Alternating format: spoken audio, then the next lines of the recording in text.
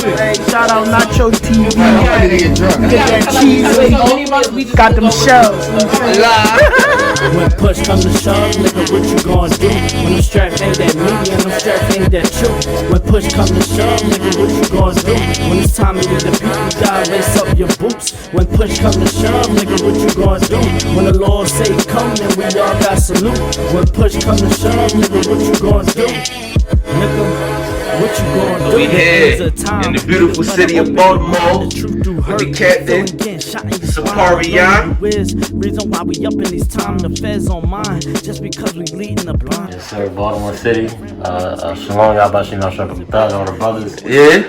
Shalom, y'all, Shema, Bashima, shout out to all the sisters. Mm-hmm. Of course, we here in Baltimore City, east side of Baltimore, you know what I'm saying? The brother came down, officer knocked the water for coming down, coming through. Mm-hmm. You know what I'm saying? We're gonna get this, this interview, Right. Get it cracking or whatever. Alright, so if you could tell the people, like we said, you from Baltimore, right? Yes. So okay. So what was it like growing up in, like, for a young kid in Baltimore City at the time you grew up in it? At the time I grew up in Baltimore City, well, it's two sides of it, if I could. Mm-hmm. I grew up. I was born in Sinai Hospital. Everybody familiar with that? That's in the area in Baltimore. Mm-hmm. I lived on Labyrinth Avenue, right outside of the plaza on Ricestown Road, and you know what I'm saying, that's on the west side or what have you. Mm-hmm. I was there for about between 5 and 10ish, maybe, on the west side of Baltimore. Growing up, and this first home I was in, right? It was cool. I had my mother, I had my father, I had my siblings. It was cool, but at the same time, it was question marks even at a young age. At 5, 6, I would come home and I would ask my aunt, "What are these needles? What are these needles in the alley?" I ride my bike. I'm having fun. Fly my kite. It get caught in the it get caught in the wires or whatever. But I remember those questions. What are these needles in the alley? They just said stay away from them. Don't touch them. That's growing up in Baltimore. Baltimore City. You know what I'm saying? Baltimore was really was hit hard with the heroin epidemic or what have you. Right. That's at a young age, but you grow up, you progress, you move. I moved a lot. I moved to other parts in Baltimore. I moved to stayed with my grandmother for a while in Pikesville, which is in Baltimore County. I lived in Riots for a period of time, which was I've spent my older years up there in Riostown in Baltimore County, which I loved. It was great up there.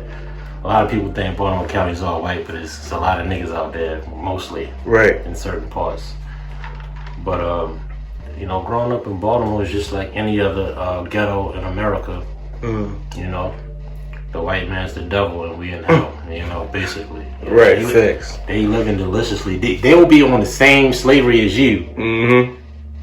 With a $40,000 car. Right. And you riding the bus. But we got the same gig. Credit, you know what I'm saying? But it's just like any other city or barrio or reservation. Right.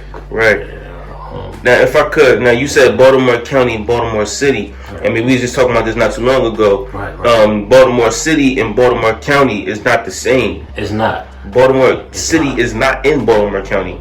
Baltimore City is not in Baltimore County. Like, if I would show you a map, Baltimore City would be like a portion. Right. And then outside of that bubble will be the county. It will be your Randallstown, your Pikesvilles, your Ricestowns. Right. Shout out Ricetown. Yeah, shout out.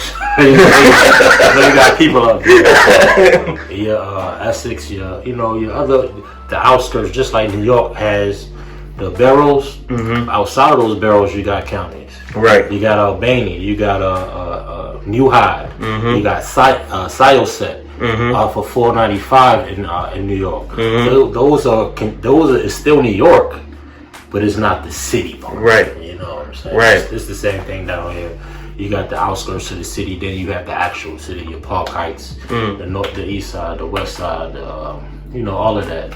You know what I'm saying? I'm over here off of Moravia and Bel Air. I'm in the, you know, the east side, or what have you. So if I could, Cat, all right. So could you tell? So okay. So that was life when you was younger. So like, how did you find the truth? How did you find the UPK?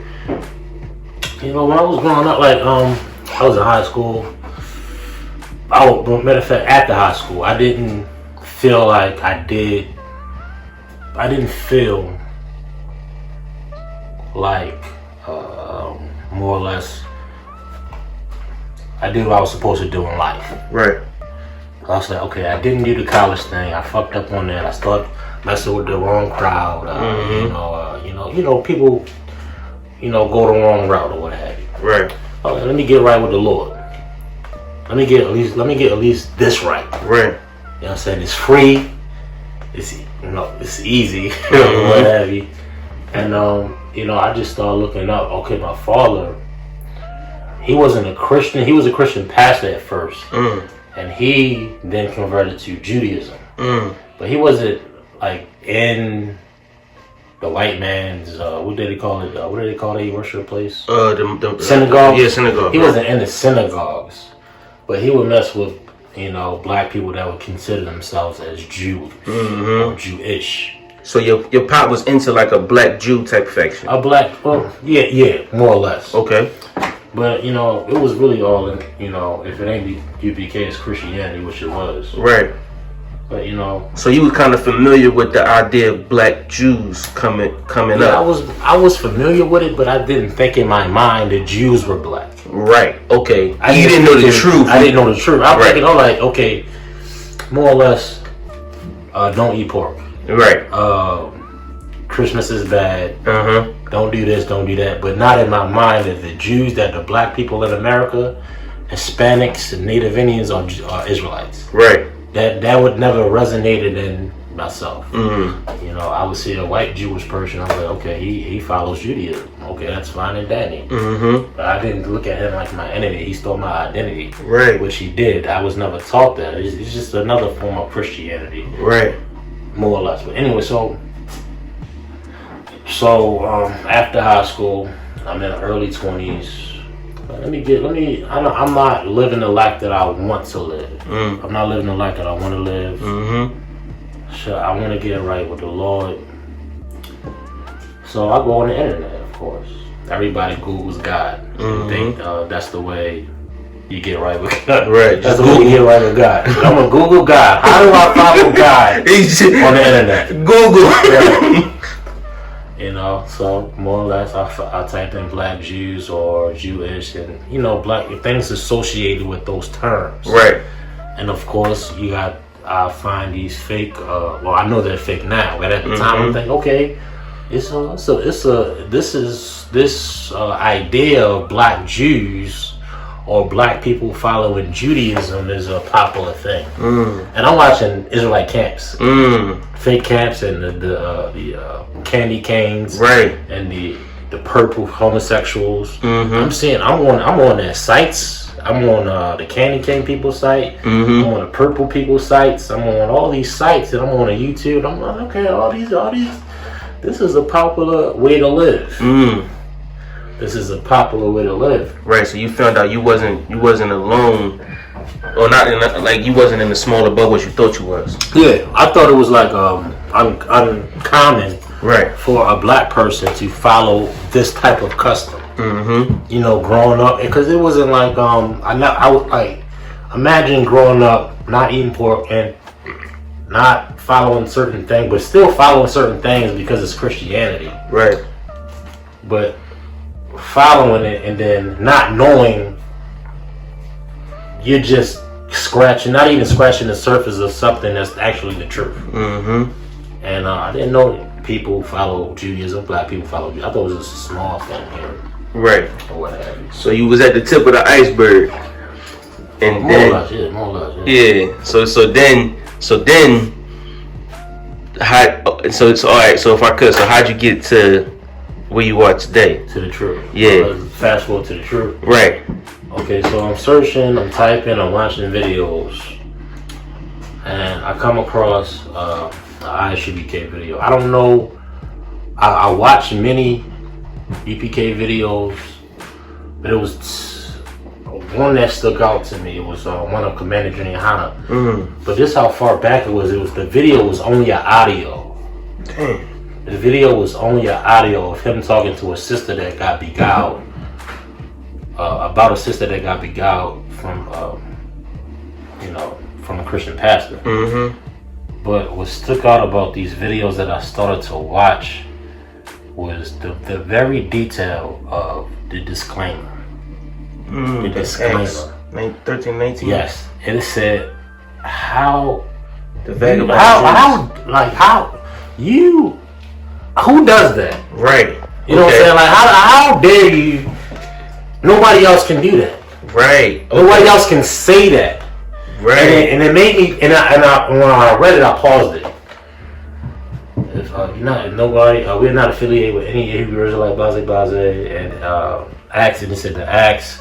If it's not of the ISUPK under Commander Hana, you are not in the truth. I'm like, yo, this shit right here. Yeah. I'm joining this. Yeah. I'm joining this because in trying to find the Lord and trying to get right, everybody seemed to that what do they call it? The community. They call it the Hebrew Israelite community. Right. Which the UPK will never be. Right. Everybody seemed alike. The UPK separated themselves from all of the garbage and said, no, this here, what you found today, this is the truth. Right. And when I saw that disclaimer, it's like when you see a UPK video, you see the disclaimer, you see the rawness, you see the truth, you see the truth. And then after that, when that video turned off, and I see that the disclaimer was at the beginning of the video, if I'm not mistaken. Right. And you pause it and you read it, it's like, who? Nobody else in the earth can say that. Can say, or even has attempted to say that. Right. Everybody outside of you says, oh, y'all can't say that. Yeah. Oh, you can't. We got the truth too. You can't be the only. But they never say we're the only ones with the truth. They never. Nobody can say that. But the truth. So it was the exclusivity that you exactly. It was that because we separate ourselves from all of the garbage. We said this school is not garbage. Right. This is not confusion. They made me know the first video that I watched that this is above everybody. That's what that disclaimer said to me. And from there on, of course, at the end of the videos, you got the contact numbers, right? I called every number on that. I called every number on there until somebody picked up the phone. You remember who that was? Yes, I did. Who was that? It was an officer at the time. It was also 5,000 at the time. Now a captain of 13,000. Captain Mawquad. Shout out to Captain Mawquad. Big shout out to Captain Mawquad. And he gave me the number to. He was the captain at the time, General Kobalamov. Big shout out to General Q. And from there, General Q just told me everything to do. He told me everything to do and everything not to do. Right. And he continues to do that. Every time. He shot General Q. Never stop. Right. He gonna tell me what to do, what I did wrong, what I gotta do next time. Every time I talk to him. Right. You know what I'm saying? And that is completely one West, and that's how we operate. So, So, if I could, that's that. What you say you found in the UPK? Okay, if it's a two-part question, if I could. What do you say you found, and why would you choose this life over the life you had before? I got structure. I have structure now. Like, I was just, I was a young man in my 20s. And just really winging it. I get a jobby job. I get a car. I get some sister that I'm sleeping with, and it's not really serious, but we just having fun. There was no meaning to life. You'll just be the regular the regular guy. You know, you get a job, you get a career, you get a car, you get it, but it wasn't. I wasn't even doing that. I was just getting high. So you saying you found more so like a purpose? Yeah, a purpose.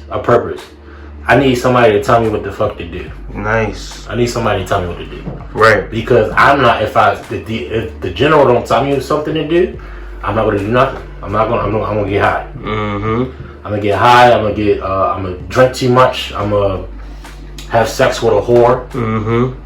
You know, I'm gonna eat abominations. I'm not gonna live right. Right. They say we a cult. Of course, yes. The cult tells me what to eat. The cult tells me what to drink. The cult tells me who to marry. And because of that, my life is saved. If I could, the word culture is a root word of Exactly. The word cult is a root word of the word culture. Exactly. So you found the tradition, you found the culture to cling to. Exactly. And if I could add one more point, I remember back in the world, I mean, I used to tell people, I don't blame you, I blame your old head. Because that's where you learn from. Old head meaning like your you call them unks sometimes. Yeah. Right, the person that schools you. Right. So in a sense, you found somebody to school you. You know what I'm saying? Absolutely. Right.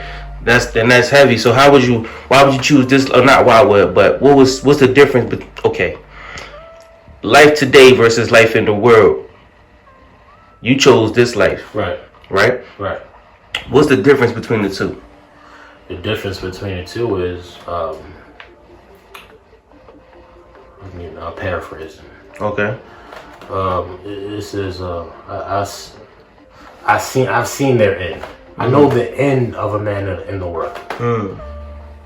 You understand? I've seen. If you can go to Bluetooth and just type in "I've seen their end," is referring to a man in the world or what have you. It's death. It's death. You're not gonna prosper in the end. You don't win. You don't win. Like we think it's living easy, living off the wing, living how you want to live is fun, and you enjoy it, but you really hate yourself. You really hate your wife. You really hate your kids. You hate your family, and you hate yourself. Now I love my family. I love my kids. I have 2 beautiful daughters now because of the truth. I have 2 beautiful wives because of the truth. I can't. I love this. I love this culture. Right. I love my life. I love living because of the UPK. So when you say you found the purpose, if I could, what is that purpose? Purpose is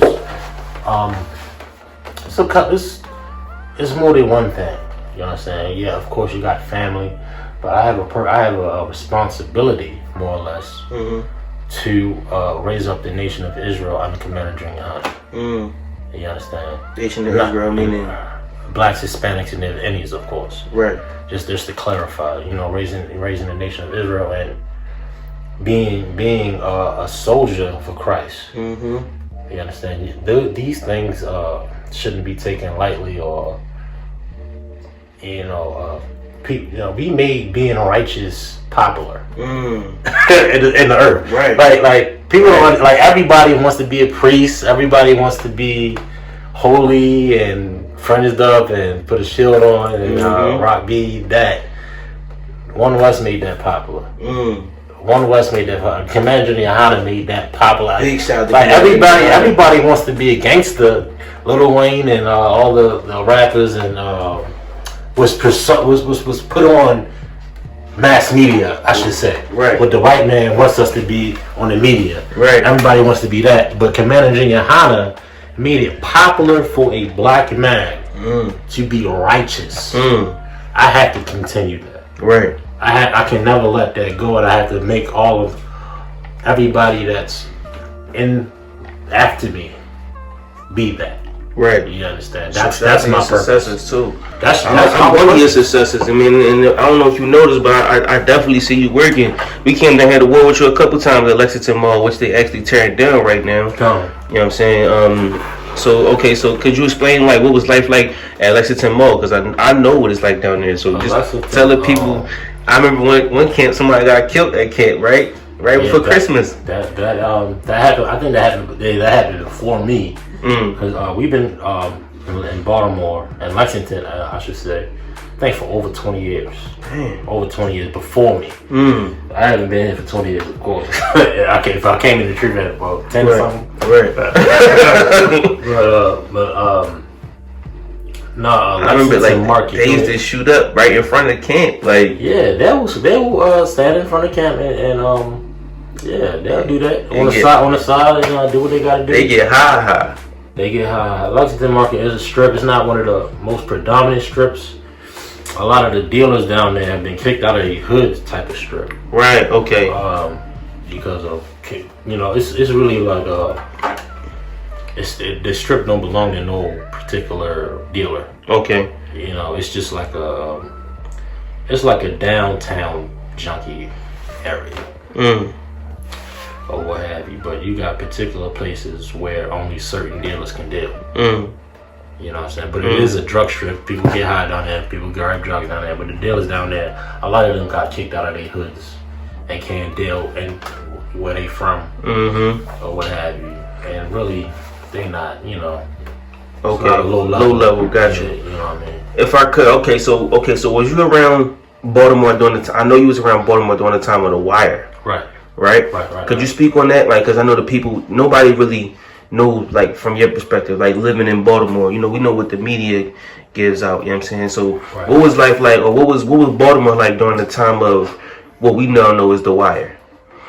Well, The Wire, or the Riots, or I think it's what you're referring to, right? The Riots. The show The Wire? Oh, The Wire. Yeah. The Wire. Yeah. I've never seen The Wire. Oh, man. I've never watched The Wire. I don't even plan on it. Why? I don't like when people talk about it in Baltimore, even people outside of Baltimore, people in Baltimore. I never said I want to see what The Wire is about. It's just it didn't, First of all, it was on HBO, right? Right. First of all, a regular nigga ain't got HBO. The regular nigga, especially back when it came out in like early 2004, 2005. We didn't have no Fire Sticks in 2004. Yeah, right. And we wasn't watching that. But a lot of people that watch it now probably got a DVD or seen it on Fire Stick. But The Wire did well. Obviously, it's a very popular series. Right. But it's about drugs and stuff like that. I've talked to people about it. Like, wait, what's in it? Did they show them white people selling drugs? Did they show them? I will ask them that. But I'm in Baltimore. I'm around Baltimore. I live in Baltimore now. So it's like what you said was heavy. You said it was a series. You know what I'm saying? So it kind of changed the dynamics of it because it televised it. Yeah. So but it's some truth in there. You know what I'm saying? People talked about it. People I talked to about it says they show this aspect. They show this aspect. But at the end of the day, the white man's the devil. How do those drugs get here? Right. We don't control the ports. Right. We don't control the ports. The United States government controls the ports, what comes in at those ports here in Baltimore. And I'm pretty sure if they didn't, they should have. All those drugs is coming in by trains and boats. And then distributed throughout the community. But what they focus on is the dealer. Right. Which is Jose or Jamal or whoever that might be.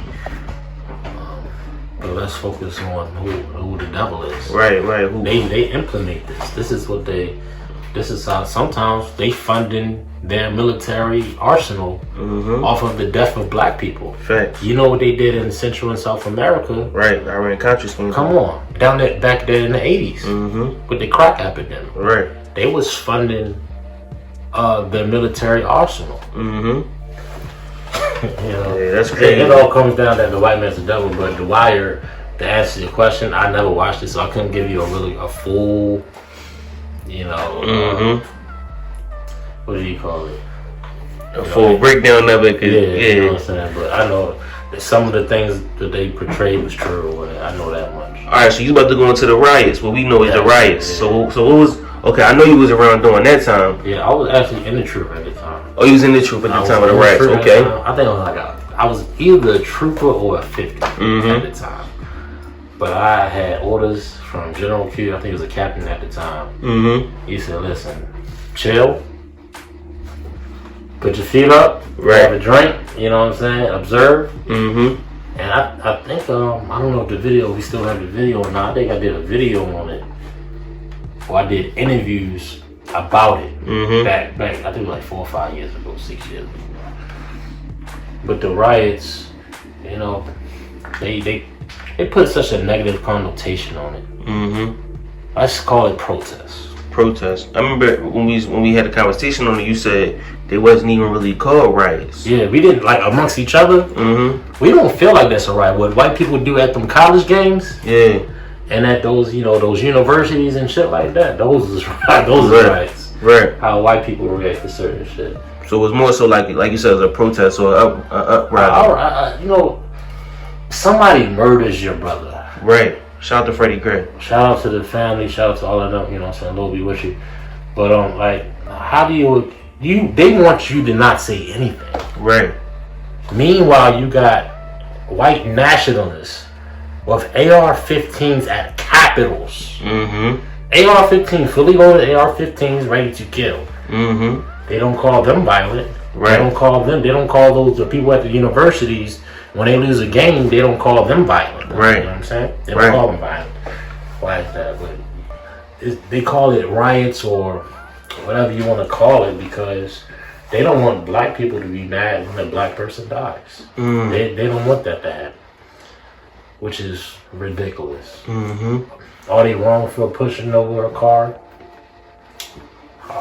Are you wrong for murdering somebody? Right. Like, you know, what question do you want to answer? Right. You understand? It's perspective. You know, what question do you want to answer? Does a man's life cost more than that $40,000 car? Or that police patrol? You know what I'm saying? Like, who cares? Right. And then still nobody's been charged years later for a man's death. You know, that's the riots, man. Right. So it was really just like y'all was just expressing yourselves. Yeah, we was expressing ourselves. Right. Black people are mad, and of course in the UPK we got our orders. We protest every week. We protest every week. You know, murder and no murder. You know what I'm saying? Because there's murder going on every day. 350,000 deaths a year in abortion clinics. We protest every day, every class, every week in that camp. But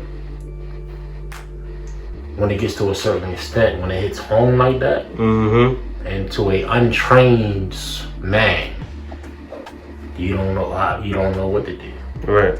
You don't know what to do. The pastor didn't teach you what to do. Right. The imam didn't teach you what to do.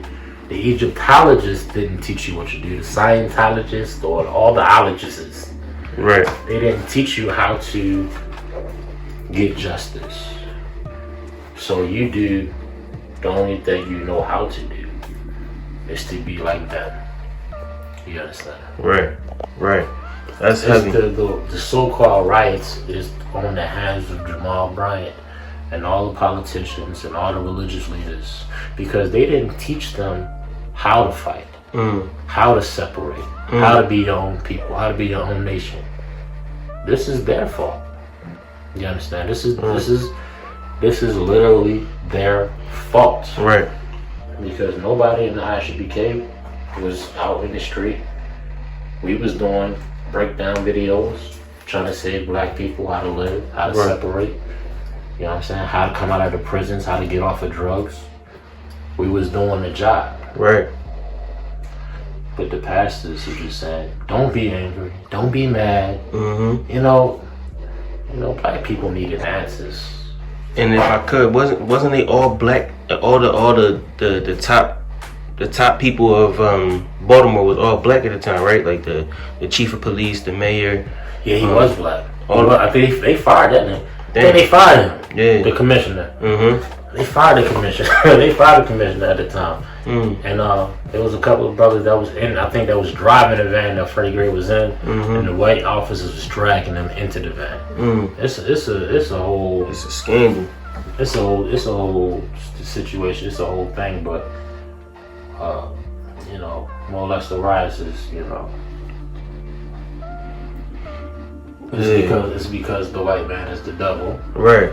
And black people don't know how to live, how to go about it, and they don't know. They're confused about it because they don't follow Commander Junior High, but they follow Jamal Bryant. So we're confused. We're confused on what to do and how to live and how to go about things. You understand? Right. We can totally demolish the infrastructure by separating.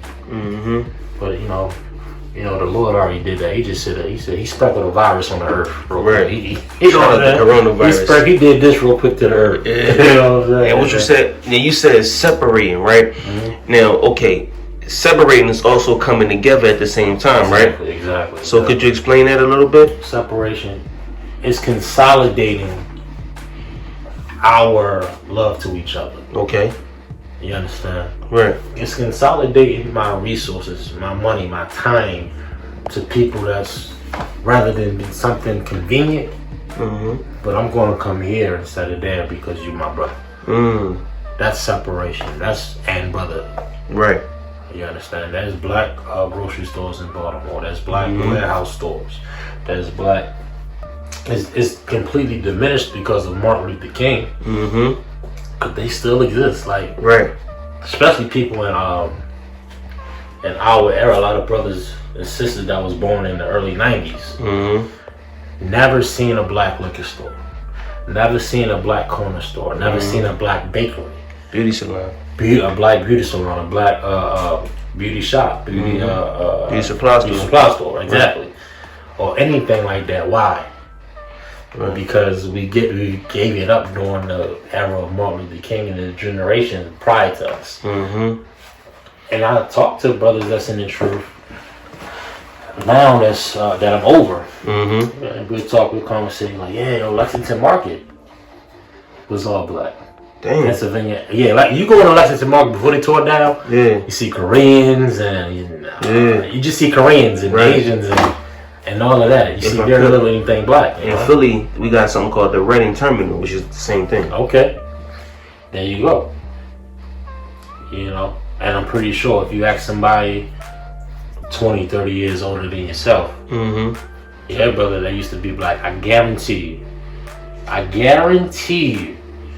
Ask a brother that's of age, how was it 20, 30 years ago? It was probably all black people. It was probably all black people there. Right. And that goes for a lot of the corner stores, a lot of gas stations, a lot of all of that around here in Baltimore, and any other major cities and counties that are black.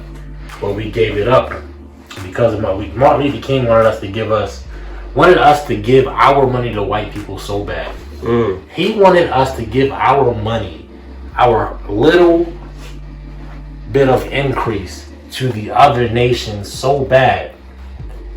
And we did it. And because of that, all of our businesses and establishments failed and died.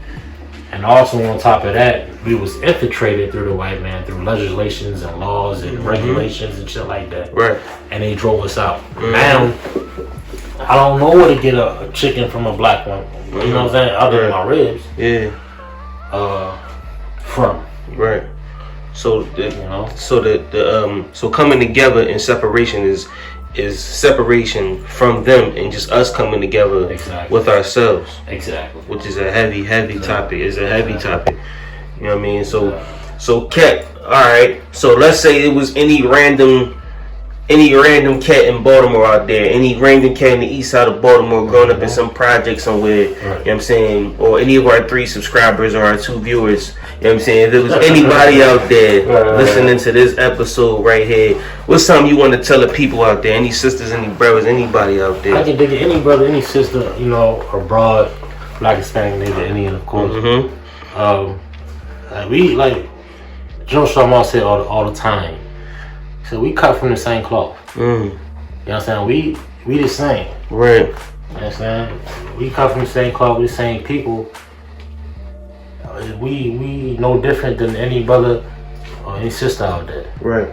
We got families, we got kids, we got debt, we got slaveries, we got family issues, we got other issues, we got things going on. We cut from the same cloth, and we not the Christian pastor. You don't want to go to church, not because you don't love the Lord. You love the Lord. You want to do right by the Lord, but you don't want to go to church because the pastor, Jamal Bryant, and all those Negro leaders, they talk down on you. They think they better than you. They think they can put their foot on you and talk about you, how you dress, how you look, how you talk, your education. They think they better than you, but guess what? You better than them. Every brother and sister out there, you are better than Jamal Bryant, Malik Shabazz, Farrakhan, all the imams, all the pastors, all them sisters is on the front row of the Christian church. You better than them. And you need to be in the Israelite school of UPK. Because me and you and all the brothers and sisters in here, we cut from the same cloth. Right. You understand? Right. We the same people. You understand? That's that. You gotta recognize that, man. And like you said, you came out the hood, you came out the gutter, you came out the hard parts. I mean, you actually, you repped your block. You told where you was at. You know what I mean? Like I wanted to tell everybody, like even, you know, my cousin or my brother or my homie that's coming out, I mean, or anybody that's going in. You know what I'm saying? Like you said, we all the same club. We come from the same situations. But what you proved in this interview was that you made a few choices that'll save your life, choices that gave you purpose. You know what I'm saying? Choices that made, you a better person. You know what I mean? And I hope people were able to see that Captain Saparyah, you know what I'm saying, Captain Saparyah came who he is today just based off the choices he made. Yeah. You know what I mean? Yeah. Like, big ups to Commander Johanna. Right. Shout out to all the generals, all the captains, or what have you, the entire school. Right. Like, people may not understand and recognize. They see us, they see this, how we move about. Right. But, I'm in the same city as you. Right. But all the brothers in Baltimore, I'm in the same city as you. I'm going back to the same ghetto as you. I'm going to shop at the same. I'm going to the same liquor store as you going to. Right. I'm gonna grab the same bed as you. You know what I'm saying? But and guess what? We can grab the same bed, or we can go to the school and get some knowledge. You know what I'm saying? And we can grow together. You know what I mean? Get this knowledge, get this wisdom and understanding, and I'll really build this nation up to what it needs to be. Right.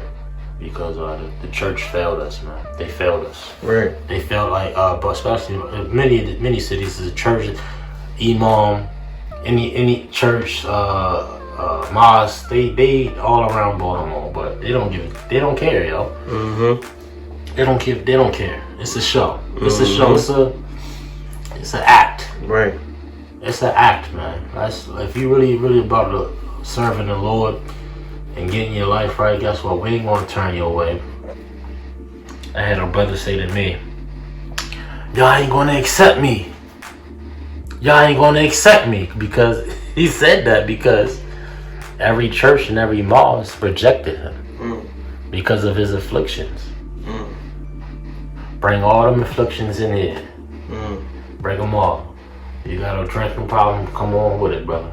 Right. You got a smoking problem, any drug problem or anything like that. Come on, don't sweat, brother. We got you. Right. We got you. We gonna get this shit right. That's what we in the business of. Right. That's your purpose. That's our business. That's that. All right, so we here in the beautiful city of Baltimore. We got the captain of Baltimore, Captain Saparyah. You know what I'm saying? Amazing interview. We definitely appreciate your perspective on life, and we appreciate you giving it to us. No doubt, you know what I'm saying? Our 2 subscribers on Nach TV. Shout out to y'all. You know what I'm saying? We'll be here, man. We back live, man. Y'all subscribe, man. Stop playing it. Y'all subscribe to the channel. The brother's doing amazing work, man. You know what I'm saying? Yeah, shout out to Cat. You know what I'm saying? But yeah, so until next time, Cat, we're gonna holler at you. I can dig it. Shalom. All right. Shalom. Shalom, little Chris. Okay.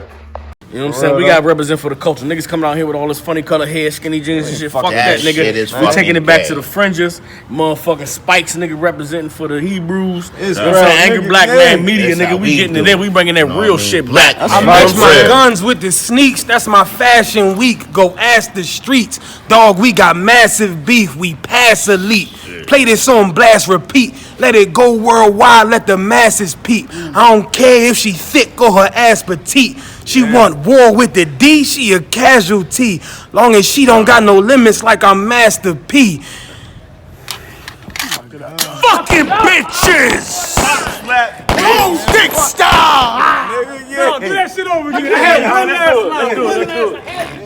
You know I'm squeezing on triggers, my bullets hitting you won't heal her with stitches. You don't want that, you don't wanna get your skull cracked. Better tighten up when a nigga tell you fall back.